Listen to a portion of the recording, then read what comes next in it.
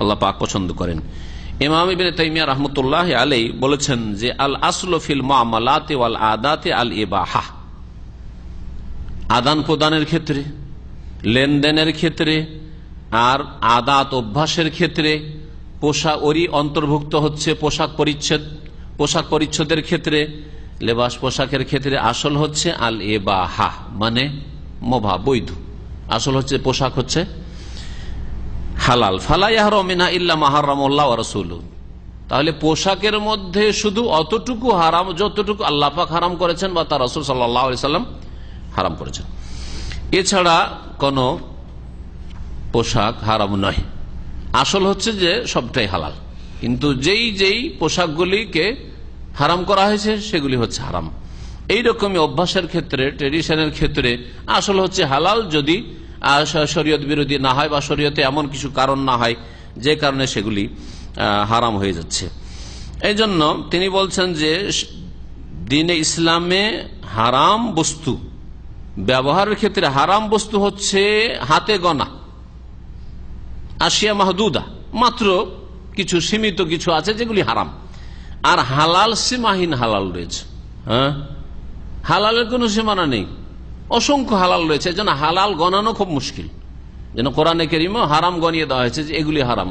হ্যাঁ, হরমাত আলাইকুম মাইতাতু ওয়াদ-দামু ওয়া লাহমুল খিনজির ওয়া মা উহিল্লা লিগাইরিল্লাহি বিহি ওয়াল মুনখানিকাতু ওয়াল মাওকুযাতু ওয়াল মুতারাদ্দিয়াতু ওয়ান নাতিয়াতু ওয়া মা আকালাস সাবু ইল্লা মা যাক্কাইতুম ওয়া মা যুবিহা আলান নুসুব ইত্যাদি। এইভাবে আল্লাহ পাক তাহলে হারামগুলিকে গনিয়ে দিচ্ছেন। কোন জায়গায় এই কথা গণনা যেগুলি হালাল করা হইলো, হালাল করা হইলো, হালাল করা হইলো, এভাবে গণাননি। কিন্তু তো হারামগুলি হচ্ছে সীমিত। তো যেগুলি হারাম সেগুলির কিছু নীতিমালা আছে। তার মধ্যে পুরুষের জন্য যেমন স্বর্ণ, চাঁদি, এইরকমই রেশম, এগুলি ব্যবহার করা হারাম। তারপরে এমন পোশাক ব্যবহার করা হারাম যেই পোশাকে কাফেরদের তাসাব্বুহ রয়েছে, সাদৃশ্যতা রয়েছে। এমন পোশাক যেই পোশাক কাফেরদের ধর্মীয় পোশাক, কাফেরদেরকে, অমুসলিমদেরকে চিহ্নিত করা হয় ওই লেবাস পোশাকের মাধ্যমে, তো এটা জায়েজ নাই। ওই রকমই এমন পোশাক হারাম নারীদের জন্য যেই পোশাকগুলি সাধারণত পুরুষরাই ব্যবহার করে থাকে, সেই পোশাক মহিলাদের জন্য হারাম।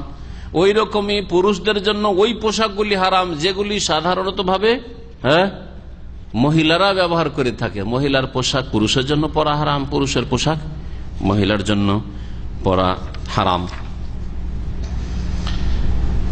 আর একটি বিষয় হচ্ছে দুনিয়ার ব্যবহারিক ক্ষেত্রে, আদান প্রদানের ক্ষেত্রে বা পোশাক পরিচ্ছদের ক্ষেত্রে হারাম, সেটা হচ্ছে অপচয়, অপব্যয়। এমন বেশি আপনি খরচ করবেন না যে যেটা অপচয়ের ইসরাফ আর তাবজিরে চলে যায়। কারণ আল্লাহ পাক কঠোরভাবে নিষেধ করেছেন, ইন্নাল মুবাযযিরিনা কানু ইখওয়ানা শায়াতিন, যারা অপচয়কারী, অপব্যয়কারী, তারা শয়তানের ভাই।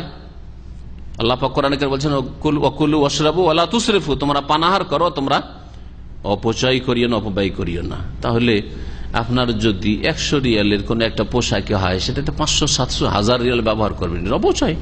ওই পয়সাটাকে আপনি আপনার দুনিয়ার অন্য কল্যাণমূলক কাজে লাগাতে পারেন, তারপরে আল্লাহর দিনের খেদমতে লাগাতে পারেন। তো এই অপচয় চলবে না। তারপরে পোশাকের ক্ষেত্রে এমন পোশাক না হয় যাতে লজ্জা স্থান দেখা যাচ্ছে, ঢাকা আছে কিন্তু এত পাতলা কাপড় যে তাতে বাইরে থেকে ভিতর নজরে আসছে, এরকম পোশাক না। এটা হচ্ছে নীতিমালা। পোশাকের ক্ষেত্রে পোশাক এত টাইট না হয় যে যাতে ইবাদত বন্দি করা, চলাফেরা করা কষ্টকর, এত টাইট না হয়, চেপে ধরে আছে। আর অঙ্গ প্রত্যঙ্গ সবগুলি কোথায় উঁচ নিচ সব পুরো বোঝা যাচ্ছে, এইরকম পোশাক না হয়, পুরুষের হোক আর মহিলার হোক। শুধু মহিলার ক্ষেত্রে না, পুরুষের ক্ষেত্রে এত টাইট প্যান্ট অথবা টাইট জামা যাতে শরীরের প্রতিটি জায়গার ওজন বোঝা যাচ্ছে, কোথায় কত কিলো গোস্ত আছে আর হাড্ডি আছে, হ্যাঁ, সামনে পিছনে। তো এটা পুরুষের জন্য জায়েজ না। জি, এইরকমই এমন পোশাক যেই পোশাক পরার পরেও পোশাকের এমন কিছু শরীরের অংশ খোলা থাকছে যেগুলি ঢাকা জরুরি। হাফ প্যান্ট পরে রান করলে ঘুরে বেড়াবেন, এমন পোশাক পরছেন যাতে নাভির নিচে কাপড় নেমে যাচ্ছে, এই পেছন থেকে নাভির নিচে চলে যাচ্ছে প্যান্ট, তো এই চলবে না, কারণ এটা হচ্ছে নাভি থেকে শুরু করে হাঁটু সহ এটা হচ্ছে আওরাত, ঢেকে রাখার বস্তু পুরুষদের জন্য, মহিলাদের গোটা শরীর ঢেকে রাখার। সুতরাং আপনি আধা হাতের ব্লাউজ পরাবেন আপনার স্ত্রীকে, আপনার মা বোনকে, আর পেট পিঠ দেখা যাবে, এটা জায়েজ নাই, যদিও পোশাক পরে আছে, কিন্তু এই পোশাক জায়েজ নয়। তো এইরকম কিছু শর্তগুলি রয়েছে পোশাকের ক্ষেত্রে, এই শর্তগুলি যদি আপনি পালন করেন, ঠিক রাখেন, তাহলে যে কোনো ধরনের পোশাক ব্যবহার করা যেতে পারে।